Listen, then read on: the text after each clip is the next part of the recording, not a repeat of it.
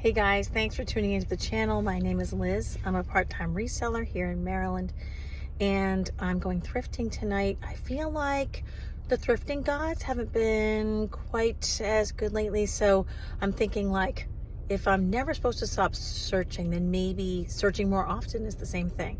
So we're gonna head into one of my favorite places and see if we can find something good. Please hit like and subscribe, and let's go see what we can find. So here we are.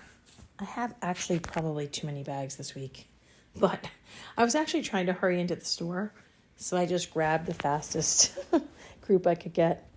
And I'm starting to wonder why I keep stopping at these shelves, because the stuff is either broken, like this pretty little bisque piece, missing a piece, like this warrior without his weapon, or like modern. So they get you at those shelves when you walk in the door, but I don't know why they keep getting me. You'd think by this time I would learn. This reminded me of Fiesta, where I didn't really think it was Fiesta, but I had to just take a peek because, you know, that little alarm bell in my head was just saying, that looks like something we recognize. And it was not.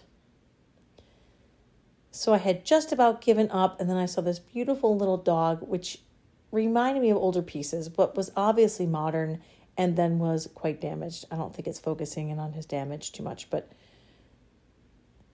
that was an interesting camera angle. Sorry about that. This plate was beautiful and kind of like old-fashioned, like a Victorian look, but I'm not finding that pretend Victorian stuff sells great for me. Real Victorian stuff can do well. So even though it was beautiful and not very expensive, I put it back. Now, these Italian plates, I might end up just keeping for myself. This one was not expensive. I'm trying to remember. I probably show the price of the other one. This lemon motif was really pretty. These were Romolo Atticella Vietri. I don't speak Italian. I'm just being brave. But anyway, pieces by that ceramic business in Italy are like $50 to $60 online, so I couldn't resist. I picked up this little, people would call it stained glass. That's not exactly what it is. That little box with the doves on it. Now here's the other plate. I didn't like the motif quite as much, even though it was a little bit more like organic and loose. But the price was right. And they were really nice plates, even if I keep them. Anyway, that little stained glass dove box could sell for up to $35. But I ended up putting it back because its condition wasn't very good. This thing is still here. I don't know what it is. There's got to be a name.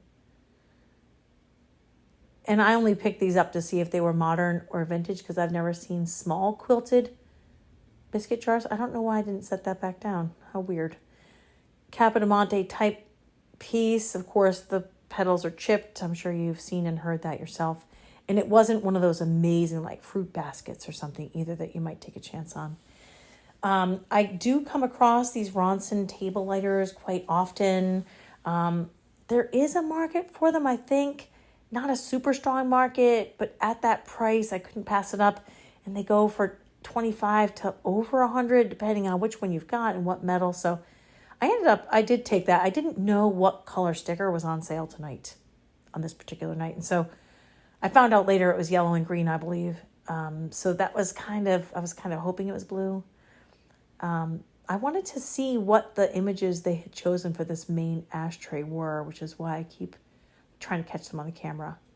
The people we know in Maine don't smoke, so it didn't make sense to pick it up for them.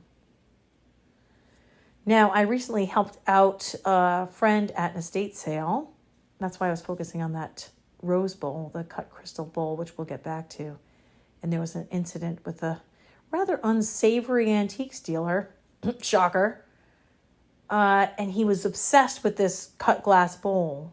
And it was the same pattern. So the fact that he was obsessed and threw an adult temper tantrum when he wasn't getting the ridiculously low price he was asking on the piece made me start to give clear glass a little more of a chance. This did come home with me. I think it had a tiny flea bite. I think it's probably ABP. And I'm terrible with acronyms. They're my kryptonite. But anyway, I think that might be an ABP Rose Bowl, which could be about $60. I did look up a comp for you guys. And I got that little spongeware vase because it was so darn cute. I didn't even care if it just stayed at my house. And I put a couple little dandelions in it or something. This looked really familiar because I think I've had a piece like this, but this was so light that it felt like a reproduction. And this was so fabulous and terrible that I want to call it a fabomination because it was soap. I almost think I should have bought it because it was so bad. That's what fabominations are, like something so fabulous and awful that it's like you have to have it. But no, I didn't. The fabomination stayed behind. Now, I've sold some pieces like this before that are like abalone mother of pearl trays. I've had some that were actually quite valuable, even though they were modern. But also, I'm not sure I sold those pieces, and I would have to sell them locally. And so I decided that having one tray like that was probably enough in my life because I think I still have one. And, you know, the studio pottery catches my eye, but this was kind of faux studio pottery or mass produced, which is, I guess that's an oxymoron. I sort of liked the way this was painted. It kind of reminded me of like Mackenzie Childs. Not that it looks like Mackenzie Childs. And unlike many pickers, I'm back at the single mugs. This looks like Otajiri to me. This kind of stoneware look. It ended up going back on the shelf, which I might repeat later when we get to that piece, but only because I really didn't like the image as much as I thought I would. And I picked up this empty box. I have sold empty boxes before. One time I had a Rolex box. It sold for $75 and I got it for $2 at the thrift store. One time I had a cardboard Mickey Moto box. Pearls, golden pearls, sold. The leather Mickey Moto boxes sold for about $90 to $100 and they were empty. I didn't keep the English leather one. They sell for about $15 in case you want to flip some. And I think these glasses, even though they're really kind of pretty and felt nice in the hand, I think they're recycled wine bottles. And I had a really cute set for years that never sold and I had to give them away. So even though even my camera was drawn back to them, I had to leave those behind because I have to learn from my own mistakes. You know, a smart man learns from his own mistakes and a wise man learns from the mistakes of others. It took me a long time to learn from my own mistakes, so I'm not sure what that says about me. My son would say that I was dim. I'm finding myself drawn to like this 80s black ceramic and or glass, that type of stuff. My own nostalgia is actually serving a purpose because some of the stuff is trendy. It did appear, not on this piece, that these chipped rather easily, which is not a good thing, and I really just didn't want to deal with this whole set. I think if I had less inventory, I'd be psyched to score that. I didn't even look for the price because it was going to be exhausting just doing that. There were some teacups. They'll show up a little bit later. This aisle was not great. I'm letting my fingers do the walking, but I wasn't thrilled with what they were finding. I'm always drawn to the blue glass. Those didn't seem to have a mark on them, so I passed on those.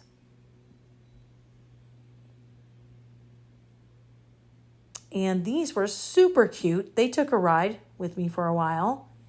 I think they're from the 80s, maybe a little later. Really cute little dishes, but they wanted $12 for the four of them, or $3 each, as you can see.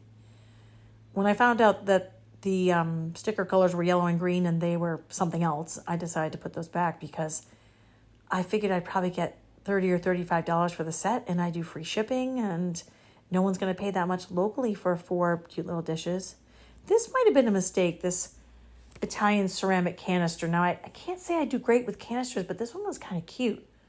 I see that the lid looks a little off kilter. I'm going to pretend that it's broken under there and do a sour grapes on this. But look how pretty it is. You know, I do find that decision making in the moment can be a challenge, not so much in a thrift store, actually, but at estate sales when, tensions are high and everyone's going crazy. It's a feeding frenzy. That part of your brain actually shuts down when you get excited like that. So if you find yourself unable to make good decisions during an exciting shopping trip, that's like a fight or flight response, and it isn't your fault. You might have to imagine someone else's voice in your head saying, but do those sell? Or something like that. This was super cute but modern. Probably not a big money maker locally for me, which is how I'd have to sell it. Pretty soon I have to swear off of salt and pepper shakers because I have a mini collection in my booth. That cruet set was tempting. I don't think people use them that much. And I've had cookie jars like that did well, but they wanted a crazy price. And it was actually quite scratched up. Planter stuff used to do really well for me. This is the 75th anniversary canister, the jar or canister. There must have been a ton of those out there. I did look up the comp. It was not memorable, but I put it back, so that tells you something. It might have been like $8 or $9, and I can't resist teak, even if it's sort of like that other version of teak. I cannot resist those bowls. I skipped most of the shoes. The footage wasn't good because there wasn't much here, but these Charlie horse mules should retail around $60. I do have a clothing and shoes booth. I can put them in. I just thought they were pretty timeless. And this is a nostalgia thing, this purse. This is from the 80s. It's kind of that dusty rose, like faux wicker clutch. So cute, I couldn't leave it behind. I don't think I'll make a ton on it, but I put the purple Converse sneakers back. They were not vintage, and so the comps on the more modern ones were not that great. I show a little bit of the shoes. I think there's a pair here that I wanted for myself, but they were too big, even though they were my size. And I don't know if they were super cute or if they were old lady shoes, but at my age, that might be the same thing. Super cute and old lady shoes. I do try them on off camera. They just looked really adorable to wear to like work. And look at the breathability of them. Didn't fit me. So I kind of show you the cart. We're wrapping it up here. There might be one more piece that you didn't see me pick up because I think I didn't expect to find anything where I found it. And I'm trying to show you the name on this again, but we got that already to make sure I didn't skip anything. So I didn't buy a ton of pieces. Here's the Nicole Miller gold fleck toothbrush holder. I know you guys are grossed out, but I will scour the heck out of that thing.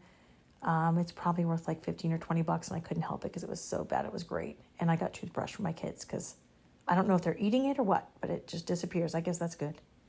Putting these two things back, and that's pretty much a wrap of this trip.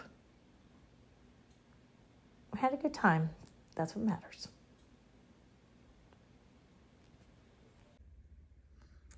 Well, it's a few hours later, and I appreciate you guys tuning in and joining me on this journey tonight.